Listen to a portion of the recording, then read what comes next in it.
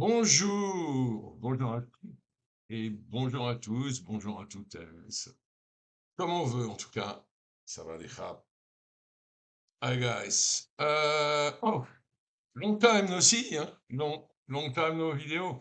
Ouais, j'ai été un peu feignant. Oh là là, je me regarde là, je suis hirsute quoi. J'ai pas de cheveux, mais quand ça pousse, ça se voit. Je vais aller chez le coiffeur demain. Voilà, la barbe aussi, parce que là, bon, ça blanchit, hein. Eh ouais, les gars. Vous pouvez me dire dans les commentaires que je suis vieux, je suis au courant. Vous pouvez me dire aussi que je suis gros, il n'y a aucun problème. J'accepte tous les commentaires sympas. Bon, quoi de neuf? Quoi de neuf? Depuis que je suis rentré de Thaïlande, quoi. Voilà. Première question, est-ce que la Thaïlande me manque? Bah oui, la Thaïlande me manque. Pourquoi elle ne me manquerait pas? Je suis arrivé à Nogent-sur-Marne, après un délicieux voyage, voilà, de retour. Je suis arrivé ici avec le beau temps, et puis depuis, là, ça s'est un peu gâté, c'est-à-dire que on est en train de mettre les pieds dans l'automne, donc il fait plus frais. Aujourd'hui, il fait très beau, mais il a beaucoup plu, et puis surtout, là, il fait frais, quoi. Le chauffage qui, chez moi, est en mode automatique, c'est même mis en marche la nuit, ce qui veut dire que la température à l'intérieur de la maison est tombée en dessous de 19 degrés. Voilà, eh oui, c'est comme ça. Moi, j'essaie de ne pas me mettre sur 20, je gagne 1 degré, je suis sur 19. Il fait un peu frais quand on se lève le matin, mais disons que ça va de toute façon. Le chauffage en général se met en route dans la nuit. Euh, en fait, j'ai quand même gardé un sacré fil en Thaïlande parce que j'ai mis en place cet investissement immobilier dont je vous ai parlé là dans d'autres vidéos, à savoir l'achat euh, d'un condo, mais alors en leasehold, pas en freehold, avec un leasehold de 30 ans, une bonne rémunération sur les 5 premières années, sans que j'ai rien à faire. J'espère une encore meilleure rémunération sur les années suivantes, si je suis encore de ce monde, n'est-ce pas? Voilà. Et ben du coup, voilà, j'ai réussi à alors, c'est un petit condo de 5 mètres carrés, 36 mètres carrés, hyper bien placé, sur Bangtao, à la limite de Laguna, un truc, je dirais, un peu chic et pas dans un coin festif. Ce qui veut dire que les locataires devraient être des gens convenables, pas trop alcoolisés, calmes, voilà. Et puis alors, ce qui est super, c'est que le petit condo que j'ai acheté, il a vue en fait sur une espèce de zone de forêt qui est un parc national. Donc, aucun building ne sera jamais construit là. Et puis juste derrière cette partie boisée, c'est la magnifique plage, voilà, magnifique plage sauvage, qui fait aussi partie du parc national. Donc, je dirais qu'elle est relativement à l'abri de toutes les conneries qu'on peut retrouver sur d'autres plages qui sont belles, mais qui malheureusement deviennent, à Phuket en tout cas, deviennent trop peuplées, trop bruyantes, un peu pénible, quoi. Voilà, donc du coup, du coup, j'ai dû mettre en place, en fait, comment dire, une sorte d'échéancier de paiement que je leur ai proposé parce que j'avais pas les moyens de tout payer d'un coup. Donc, j'ai étalé en 3 fois. Ils ont accepté. Voilà, donc prochain paiement en décembre et le dernier en avril. Alors, en fait, ce calendrier, il correspond à mon calendrier de boulot, c'est-à-dire que moi, je n'ai pas une fortune à gauche. En fait, pour payer des trucs comme ça, c'est bien simple, hein. Je suis obligé de travailler. Et oui, et oui. Bien qu'à la retraite, je travaille encore. Et là, en l'occurrence, le travail, je pars lundi, donc dans 2 jours, pour la Lettonie, autrement appelée Latvia, pour Riga, où je vais commencer à préparer un film qu'on va commencer à tourner en décembre, jusque, je dirais, fin mars, début avril. Voilà, donc là, je suis en mode tout frais payé, c'est-à-dire que je pars là-bas, on me donne de l'argent pour la nourriture, on paye l'hébergement, on paye les voyages. Enfin, on paye les voyages raisonnablement. C'est-à-dire que si je décide de revenir tous les week-ends, évidemment, ils vont pas me payer les voyages, hein. Mais voilà, donc bah, du coup, c'est une période qui va être une période de travail, voilà, dans un pays que moi j'aime bien. Alors évidemment, là, je vais me confronter à un véritable hiver, puisque je pense que en Lettonie, on va être encore peinard à peu près. Bon, là, moi, je vais y être. J'y vais d'abord 15 jours jusqu'à fin septembre. Après, je reviens juste 2 jours en France, en fait, pour préparer la fameuse deuxième valise d'hiver et pour repartir là-bas jusqu'au, je sais plus, 17 décembre, quelque chose comme ça. Et là, par contre, à partir de mi-novembre, si on est chanceux, tout début décembre, on va avoir un vrai hiver, c'est-à-dire froid, neige, pluie, enfin, la totale, quoi. Voilà, donc bon, il fera bon rester à la maison devant une tasse de chocolat chaud. Donc voilà, donc j'ai étalé les paiements. Là, en fait, j'ai fait la résa, j'ai fait le premier paiement, il s'appelle en anglais a down payment. Voilà, je vous donnerai pas les montants ici parce que on sait jamais. Ouais, faut être un peu méfiant quand même. Euh, donc voilà, c'est assez compliqué. Alors, en fait, comme je le fais d'ici, j'ai fait une erreur sur le premier versement, c'est que je leur ai envoyé des euros et ils ont vu l'évidence. Bon, ils ont dû transformer les euros en taille baht et donc du coup, ils ont évidemment employé un petit taux maison qui est le taux de change de la banque et qui n'était évidemment pas à mon intérêt. Donc, j'ai échangé mon fusil d'épaule et maintenant, je les paye directement en BAT.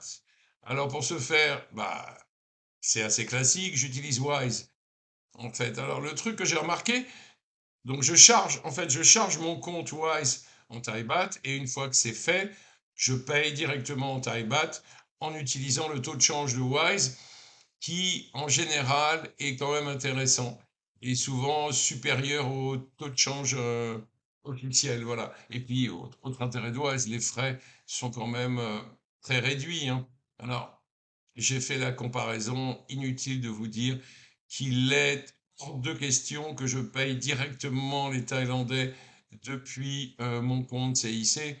Parce qu'alors là, on est en plein délire. Et puis, alors en plus, bon, CIC, c'est une grande banque, hein, mais dis donc, ils agissent un peu comme des flics. C'est-à-dire que dès qu'un virement euh, dépasse un certain montant, bah, on a l'impression que c'est plus mon argent, c'est le leur. Donc ils sont extrêmement méfiants, ils demandent des preuves, des machins, des tas de conneries. Donc, du coup, ce que j'ai fait, eh ben, j'ai migré beaucoup de choses depuis le CIC vers Boursorama. Voilà, où j'ai aussi un compte, y compris d'ailleurs mes salaires à venir, c'est-à-dire qu'ils n'atterriront plus au CIC, ils atterriront chez Boursobank. Et en effet, Boursobank, c'est beaucoup plus simple. D'abord, il n'y a pas vraiment de limite de virement, c'est-à-dire que si je veux virer depuis mon compte Boursobank vers mon compte Wise de l'argent, a priori, ça pose pas de problème. Ils vont classiquement me poser quelques petites questions, mais c'est une histoire de cliquer, hein. C'est rien d'autre, hein. Alors que le CIC me demandait d'envoyer des documents, de justifier, enfin bon, prison quoi. Donc, Boursorama que je recommande, mais alors à 2000%, bah, Boursorama, c'est bien, les frais sont très corrects, c'est très transparent, pas de limite, et les quelques petites questions qu'ils vont vous poser quand vous commencez à virer, on va dire, je sais pas, 10, 20, 30, 40, 50 000 euros, eh ben, elles sont, je dirais, normales. Ils vous demandent si quelqu'un vous a poussé à le faire, si vous payez pas avec un fusil dans le dos, vous répondez non, non, non, non, non, et ça part. Ça met quelques jours, enfin, ça met quoi? Entre une journée et 3 jours à arriver sur votre compte Wise. Sur votre compte Wise, la somme apparaît en taille baht, et avec cette somme en taille baht, vous payez ce que vous devez. euh, bon, je ne vous donnerai pas leur nom, mais voilà, et, ça arrive à la Bangkok Bank directement. Tout est transparent. Ces gens-là sont extrêmement corrects. À chaque fois, ils m'envoient des invoices, ils m'envoient des factures. Là, maintenant, il est question qu'ils m'envoient la totalité du contrat signé par DHL. Voilà, là où je serai. Donc, c'est super, mais Ouais. Là, j'ai trouvé la méthode, c'est bien, mais c'est vrai que ça prend du temps, voilà. C'est un petit peu long, mais là, maintenant, ça y est. Voilà, donc tout le monde est content. Voilà, donc là, je vais essayer d'oublier un peu tout ça jusqu'en décembre, vu que c'est la prochaine échéance. Voilà, je m'y prépare et puis on verra bien. Moi, personnellement, je suis content parce que je suis en train de bouger les petits investissements que j'avais à droite, à gauche, ici, euh, vers la Thaïlande et vers cet appartement qui va devenir en fait un espèce de bien rentable. Voilà, puisqu'ils vont me reverser un bon pourcentage, pardon, tous les ans pendant 5 ans. Et puis après, on se partagera. euh, 80% pour moi, 20% pour eux. On se partagera les fruits de la mise en location de l'appartement. Donc voilà, donc c'est plutôt cool. Euh, Phuket, qu'est-ce que j'en garde? Bah, c'est comme d'hab, en fait.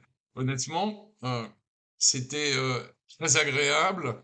Euh, alors, enfin bon, j'ai pas Phuket. Oui, si, j'ai été à Phuket, j'étais à Patong, j'étais à Hawaï, j'ai beaucoup été à Bang Tao, Laguna, Surine. J'ai même été, parce que je voulais vérifier quand même, j'ai même été à la marina de l'autre côté de l'île pour euh, voir si les bureaux de mes interlocuteurs n'étaient pas, je sais pas, un hôtel vide, en location. Pas du tout. Ils sont bien en place, ils ont des bureaux, il y a des employés, tout ça est impeccable. Et puis en plus, ce dont je parle à la marina, en fait, c'est que les intermédiaires. Parce que c'est classique, hein, je veux dire, c'est comme dans beaucoup d'endroits, il y a des apporteurs d'affaires, et puis vous rencontrez les gens vraiment responsables. Là, en fait, c'est des Chinois, vous parlez avec eux, et en fait, l'intermédiaire se paye, euh, en fait, pas sur moi, mais sur le dos, comme tous les apporteurs d'affaires, sur le dos de son client, qui est en fait le promoteur immobilier. Voilà, donc bah, j'ai été là-bas. Ça m'a permis de voir à quel point quand même euh, Laguna, enfin Laguna, en tout cas la marina était un endroit chic. Voilà, un petit peu singapourien pour moi. Mais bon, comme Laguna, hein, d'ailleurs. Pareil, il paraît que de toute façon, l'investisseur principal de Laguna, en fait, est un singapourien. Alors, moi, en fait, l'impression que ça me laisse, là, ce dernier séjour à Phuket Patong, bah, c'est que si on cherche vraiment une vie euh, thaï, locale, entourée de thaï, immergée dans la culture thaï, Phuket est peut-être plus le bon endroit. Alors, pour les vacances, bien sûr, mais si on veut s'installer, il faut supporter le fait que Phuket soit devenu une espèce de lieu international de tourisme où maintenant il y a quand même, on va dire, trois, je sais pas comment les appeler, trois ethnies qui se partagent le truc, hein. Il y a des Chinois, il y a des Russes et il y a des Indiens. Euh, voilà. Et j'ai l'impression que ils sont en train d'occuper le terrain. J'ai aussi l'impression que certains Thaïs en ont un peu marre. Alors, bien évidemment, si vous voulez quelque chose de plus authentique à Phuket, il faut rentrer impérativement dans les terres et il faut quitter les stations balnéaires qui sont quand même un peu surpeuplées. Alors, moi, je dis pour l'instant, l'exception de Hawaï, qui est quand même un truc où il y a beaucoup de Français et qui est un endroit un peu différent. Alors, peut-être, il est possible que ce soit à cause de l'absence de, de vraies belles plages à proximité. Quand je dis à proximité, ça veut dire à pied. Voilà, les plages sont évidemment magnifiques depuis Hawaï, si vous allez à Kata, mais il faut prendre un moyen de transport. Il faut prendre la voiture, le scoot. Voilà, vous avez vu, je tousse, donc je me fais un petit coup de vodka, là. Donc voilà, le reste, là où moi j'ai investi, mais où je n'habiterai pas, évidemment, c'est beaucoup plus simple, vu que c'est l'argent qui en fait sert de filtre. C'est-à-dire que c'est des coins qui sont quand même assez chers, qui sont en plus loin des lieux de fête. C'est-à-dire que franchement, si vous restez à Bangtao, à Laguna, et que vous avez envie d'aller faire l'imbécile sur Bangla Road, faut être courageux, hein. Faut y aller, c'est loin, c'est tout, hein. C'est loin, s'il y a un peu de trafic, c'est au moins à 1 heure. Donc, donc voilà, et puis, encore une fois, le retour Colisée en voiture, ah, c'est direction le poste de police normalement, hein, parce que vous risquez de vous faire attraper, enfin, contrôler, et donc attraper. Alors, si vous êtes dans ces coins-là, moi, ce que je conseille, c'est vous prenez votre voiture, vous allez à Patong, vous la garez, vous allez faire le fou, vous avez pris le soin de réserver une petite chambre d'hôtel pas chère, en fait, juste pour dormir et le temps que l'alcool s'en aille. Et le matin, vous allez prendre un petit café devant la plage, vous reprenez votre voiture et vous rentrez à la maison. Voilà. Mais pour moi, c'est la manière la plus safe, en fait, de le faire. Euh, donc voilà, moi, la prochaine fois, de toute façon, je retournerai à Phuket. Je suis un peu obligé parce que je vais quand même aller vérifier que tout est en ordre avec ce condo que j'ai acheté. Euh, j'ai vu une vidéo, je me rappelle plus du nom de la chaîne, mais peu importe. J'ai vu une vidéo. C'est une chaîne qui est pas mal d'ailleurs, faite par un Américain. Alors, c'est très américain, en anglais. Et il vantait les mérites de Surat Thani. Alors, Surat Thani, je sais pas si vous voyez, en fait, c'est au-dessus de Krabi, de l'autre côté.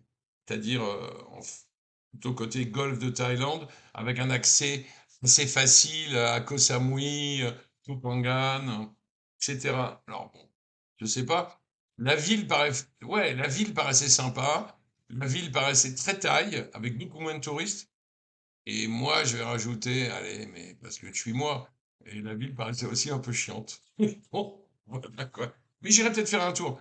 J'aurai la bagnole, je vais me faire un petit raid là, je pense, voilà. Je vais aller en voiture, je vais passer le pont, et je vais aller en voiture jusqu'à Surat Thani, où je vais peut-être passer. Je suis curieux, j'ai envie de voir. Voilà, je vais passer 2, 3 jours. D'ailleurs, c'est pour moi, hein, parce que euh, pour l'instant, j'ai le projet de plutôt m'installer à Phuket, mais enfin, honnêtement, si Phuket, je parle de l'île, je parle pas de la ville, si Phuket devient un enfer, c'est-à-dire avec, il y a déjà énormément de touristes, il y en a vraiment beaucoup, beaucoup, beaucoup. Il paraît, alors je sais pas, j'ai entendu dire que ça devenait la destination au monde la plus envahie par les touristes. Voilà, encore une fois, Inde et les pays arabes que je vais mettre ensemble.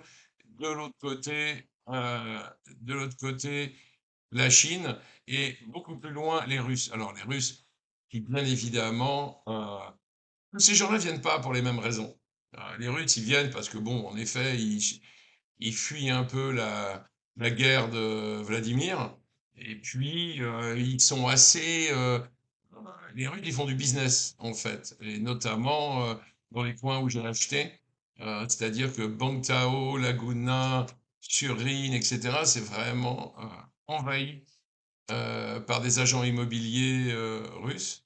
Donc, si ça me gêne pas plus que ça, je continuerai à y aller.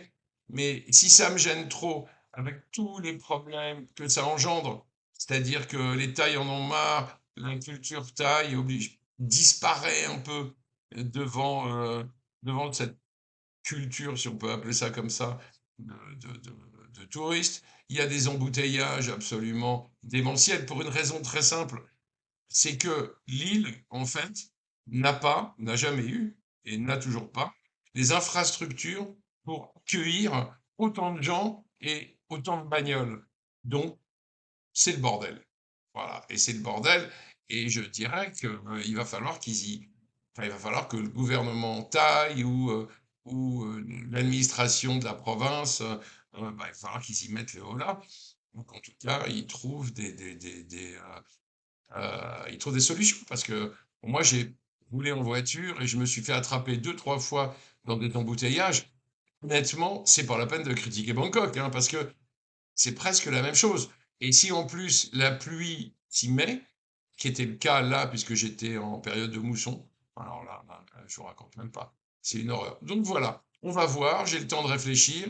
Lundi, je pars pour 15 jours avec une valise.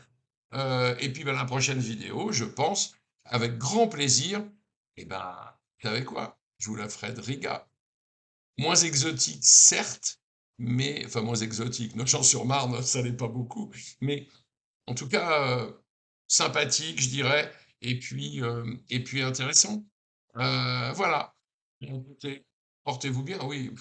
N'oubliez pas de liker, n'oubliez pas de commenter, s'il vous plaît, pas de commentaires trop débiles avec que de la haine et des fautes d'orthographe, c'est fatigant. Enfin, ça sert à rien en plus, et c'est fatigant. Et puis, portez-vous bien. Je vous embrasse et, euh, et à très vite dans la prochaine vidéo. Salut!